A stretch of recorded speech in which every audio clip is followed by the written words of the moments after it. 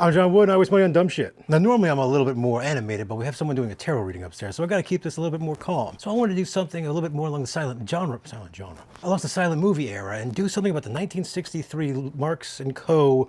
Hell. And this is about the 1963 Universal Monsters by Marx Co. So these are not really during the silent movie era, but they're still the old-timey ones. Based a lot of these on the Abbott and Costello meet Frankenstein molds. So like this is based off the Abbott and Costello ones as well as the Frankenstein. But these came out at a time whenever Universal Monsters were at their peak. This is whenever the horror hosts started coming out. So you had Morgus, you had Vampira, you had all those casts that came out during the horror, what the was it called? You had all those casts that came out during the shock package. So whenever they came out, they started showing all the old Universal Monster movies. People got excited. Marx put these out. And Marx is a cool company. They put out a lot of the old stationary army men. So you could sit there and have like world wars with 2,000 army dudes blasting the crap out of each other and stamp on them and melt them with the sun. So those guys got together and put out some models like this, and they had different colors. So these are the teal ones. They also have some that are tan and brown, some that are translucent. You can use these if you want to, like you can with miniatures now with D&D and everything, and kind of paint them. So this is a cool lineup. You got the Mummy, you got Frankenstein, you got Gilman, aka the creature from the Black Lagoon. You got the Phantom of the Opera, kind of cool. And then you got Quasimodo.